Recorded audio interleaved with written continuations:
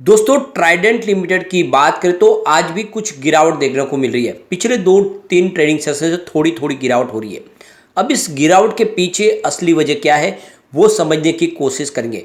क्या कंपनी ने अपने रिजल्ट को डिले कर दिया, उसकी वजह से यहाँ पे गिरावट हो रही है, या फिर इसके पीछे वजह कुछ और है। वैसे ट्राइडेंट लिमिटेड वर्ल्ड की एक बहुत ही मजबूत कंपनी है। टेक्सटाइल सेक्टर में इसका बहुत ही अच्छा नाम है और आप समझ सकते हो कि आने वाले समय में ये स्टॉक कमाल कर सकता है। यानी जो मल्टीबैगर बना था कोविड काल में वैसा ही रिटर्न फिर से दे सकता है। उसके पीछे बहुत सारी वजह है। अब इसकी फंडामेंटल कैसे वो भी जानने की कोशिश करेंगे और क्या वाकई में इसकी स्टॉक के अंदर हमें वो पोटेंशियल लग रहा है कि ये कुछ कमाल कर सकता है। क्योंकि अब कंपनी मिड कैप बन चुकी है, पहले स्मॉल कैप हुआ करती थी, एक छोटा सा पेनी स्टॉक हुआ करती थी। तो यहाँ पे बहुत सारी बातें जिसको इस वीडियो के माध्यम से समझेंगे और ट्राइडेंट को एनालिस करेंगे, जिससे ये समझ में आए बात क्या वाकई में से स्टॉक में हमें इन्वेस्टमेंट करना चाहिए, क्या एक लॉन्ग टर्म का नजरिया लेके निवेश को बनाए रखना चाहिए। लेकिन फ्रेंड उससे पहले अगर आप पहली बार हमारे चैनल पे आए तो चैनल को सब्सक्राइब कर दीजिए, एक बेल आइकॉन दबा दीजिए ताकि जब भी नया वीडियो बने पहला नोटिफिकेशन आपको मिले। वीडियो पसंद आए तो लाइक से जरूर कीजिए। चलो फ्रेंड्स वीडियो स्टार्ट करते हैं। मैं हूँ आपका दोस्त एस.बी. दवे और हमारे अपने चैनल ऑनलाइन कमाई में आपका बहुत बहुत स्वागत है।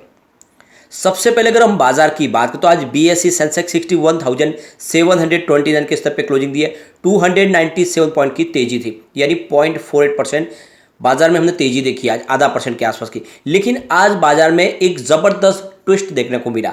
बहुत दिन के बाद आज एफआई बिकवाल बन गए। यानी ये मई महीने में पहली बार ऐसा हुआ है कि एफआई ने आज जो खरीदारी की उससे ज़्यादा उनकी बिकवाली है। ये आंकड़ा थोड़ा सा चौंकाने वाला है क्योंकि काफ़ी दिन ज़बरदस्त गिरावट के माहौल में भी हमने एफआई को खरीदारी करते देखा है, लेकिन आज बहुत दिन के बाद उनका आंकड़ा थोड़ा सा निगेटिव जरूर हुआ है। लेकिन इसके उलट आज डीआई ने जम के खरीदारी कर ली है, यानी बाजार की सिचुएशन पूरी आज बदलती हुई दिखाई देगी।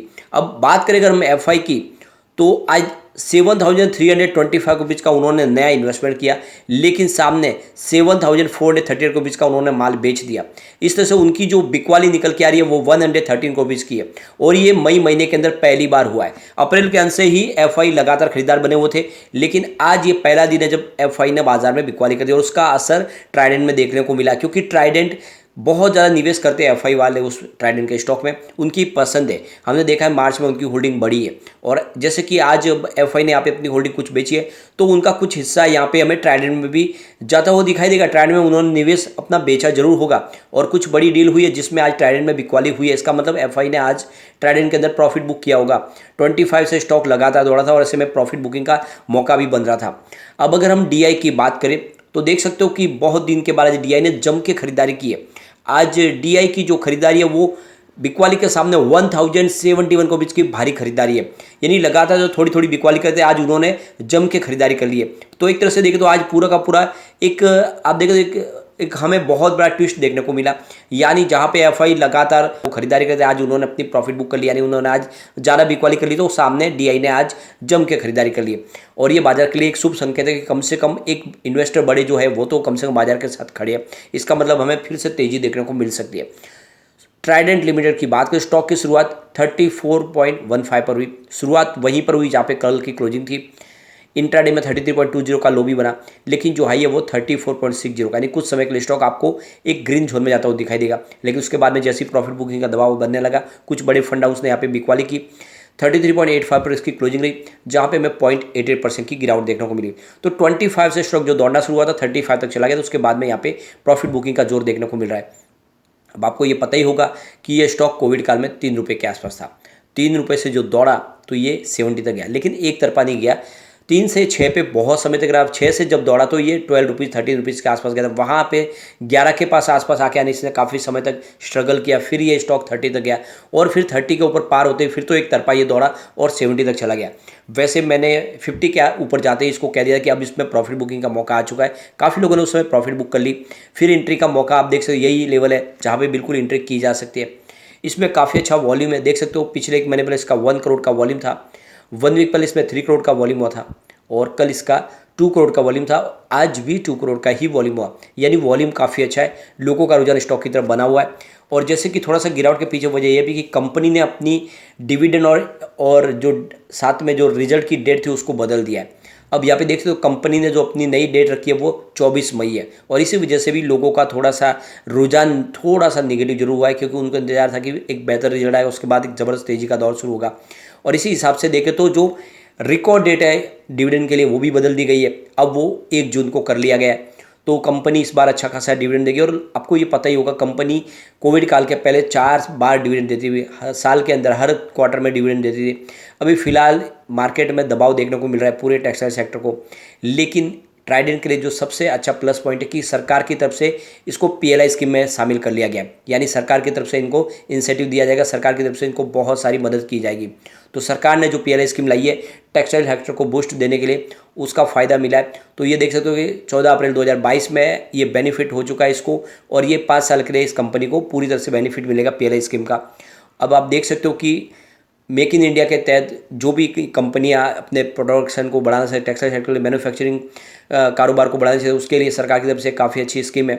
और आप देख सकते हो सरकार चाहती है कि टेक्सटाइल सेक्टर को बहुत ज़्यादा तेज़ी से आगे बढ़ाया जाए, वर्ल्ड के अंदर इंडिया में टेक्सटाइल सेक्टर का नाम हो, इसके लिए सरकार ये पीएलआई स्कीम लेकर आई है, और इसका बेनिफिट भी देखने को मिल रहा है। ट्राइडेंट को इसका बेनिफिट ज़्यादा मिल सकता है, क्योंकि इसका एक्सपोर्ट का बिजनेस है, कम से कम 100 कंट्रीज़ में कंपनी एक्सपोर्ट करती है, 6 कॉन्टिनेंट्स के अंदर टेक्सटाइल का बिजनेस है, और बहुत तेज़ी से कंपनी ग्रो कर रही है। लेकिन सिर्फ आप देख सकते हो प्रॉब्लम इस वजह से हो रही है, क्योंकि एक तरफ तो इन्फ्लेशन का प्रॉब्लम है, यूएस में बहुत ज़्यादा प्रॉब्लम हो रही है, जबकि इनका खास मार्केट ही यूएस है, और यूरोपियन बाजार में तो प्रॉब्लम आपको पता ही है, जियोपॉलिटिकल टेंशन चल रही है, इस वजह से इनका सेल थोड़ा सा डाउन जरूर हुआ है। लेकिन अगर आप इसको कंपेयर करें तो सेल था वो लगातार पिछले 2-3 क्वार्टर में गिरा था, लेकिन सितंबर के बाद में इसमें फिर से रिकवरी देखने को मिली। मार्च 2022 में इसका 1870 रुपीज़ के आसपास जो सेल था, जून में गिर के 1680 रुपये तक आ गया। सितंबर में उसमें और गिरावट हुई और 1438 रुपये तक आ गया इनका सेल्स, और इस वजह से प्राइस भी कम हुई। लेकिन दिसंबर क्वार्टर में कंपनी का सेल्स फिर से बढ़ा, 1641 रुपीज़ का शानदार सेल मिला।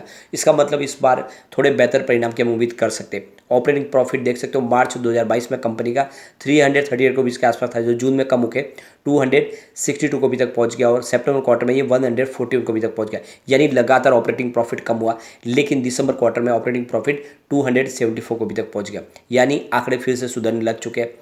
अब यहाँ पे नेट प्रॉफिट आफ्टर टैक्स की भी बात करें तो मार्च में देख सकते 2022 में 181 रुपीज़ का प्रॉफिट था, जून में कम होके ये 129 रुपीज़ के पास पहुंच गया, और सितंबर में मात्र 37 रुपीज़ का ही प्रॉफिट है, यानी 2 डिजिट में आ गया प्रॉफिट।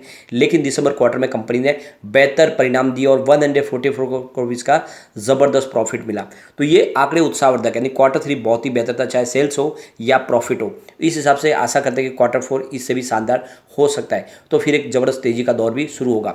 सबसे जो अच्छी बात है कंपनी की कि कंपनी के कैश फ्लो में जो निगेटिव था वो पॉजिटिव हो चुका है। मार्च 2021 तक कंपनी का 220 रुपीज़ निगेटिव था कैश फ्लो, इस समय 170 रुपीज़ पॉजिटिव हो चुका है, और ये बहुत ही अच्छी बात है। अगर हम कंपनी के यहाँ पे फंडामेंटल देखें तो 17,120 रुपीज़ का इसका मार्केट कैप है, मिड कैप कंपनी कही जाती है, करंट प्राइस की 33.70 की है, 25 इसका लो और 49 इसका हाई है। अब आप देख सकते स्टॉक का पी 34.80 का है, और इसकी बुक वैल्यू 7.48 है। डिविडेंड 1.07% का कंपनी ने दिया है, और इसका आरओसी 23.40% है, आरओई 23.30% है, फेस वैल्यू 1 है। तो फंडामेंटल इसके बहुत ही अच्छे। कंपनी लगातार अपने डेट को कम करी है, पिछले 5 साल का CAGR 19.90% के आसपास है, और 45% का हेल्दी डिविडेंड पे आउट करती है कंपनी, और इसका मतलब कंपनी मजबूत बहुत ज़्यादा है। अब ये जो गिरावट इसके पीछे वजह है बड़े फंडा उसकी बिकवाली, जैसे देखो 9:20 पर सुबह बाजार खुलते ही 36 के प्राइस से 4,20,000 शेयरों की बिकवाली हुई, फिर 9:30 पर 35.90 की प्राइस से 4,94,000 शेयरों की एक बड़ी बिकवाली और हुई। उसके बाद 9:31 पर देख सकते हो 35.80 की प्राइस से 4,61,000 शेयरों की एक बिकवाली बड़ी और हुई, और उसके बाद अगर आप देखें तो 9:55 पर 35.40 की प्राइस से यहाँ पे करीब 3,77,000 शेयरों की एक बड़ी बिकवाली और हुई। तो ये आप देख सकते हो कि जैसे ही सुबह बाजार में पॉजिटिव माहौल के साथ स्टॉक ऊपर गया, उसके बाद बड़े फंड हाउस ने यहाँ पे प्रॉफिट बुकिंग शुरू कर दी, और इस वजह से स्टॉक नीचे आया। अगर आप इसके शेयर होल्डिंग पैटर्न को देखेंगे तो आपको समझ में आएगा कि प्रमोटर ने मार्च क्वार्टर में अपनी होल्डिंग को बढ़ा दिया है। दिसंबर में जहाँ पे उनकी 72.94% के आसपास होल्डिंग थी, मार्च में इसको 73.19% किया है, यानी प्रमोटर को भरोसा है और इस लेवल पर वो खरीदारी करना पसंद करे, यह एक बहुत बड़ा शुभ संकेत है। FI ने भी अपना निवेश बढ़ाया, 2.36% की होल्डिंग थी दिसंबर में, जो 2.43% हुई है, यानी FI की पहली पसंद है स्टॉक। DI की यहाँ पे 0.04% की होल्डिंग है, जो थोड़ी सी कम है। अभी फिलहाल DI का रुझान इधर थोड़ा सा आपको कम होता हुआ दिखाई देगा। जनरल पब्लिक के पास 23.09% के शेयर है और अदर्स के पास भी यहाँ पे 1.25% के शेयर है। तो कुल मिला के शेयर होल्डिंग पैटर्न अच्छा है और इसमें एक लॉन्ग टर्म का नजरिया लेके इस समय इन्वेस्टमेंट आप कर सकते हैं। लेकिन फ्रेंड, कोई भी इन्वेस्टमेंट करने से पहले अपने फाइनेंशियल एडवाइजर से बारे में ले ले या अपना खुद का रिसर्च करें, क्योंकि मैंने वीडियो आपके एजुकेशनल पर्पज के लिए ही बनाया। वीडियो पसंद आए तो लाइक से जरूर कीजिए और चैनल को सब्सक्राइब कर दीजिए। Thank you friend.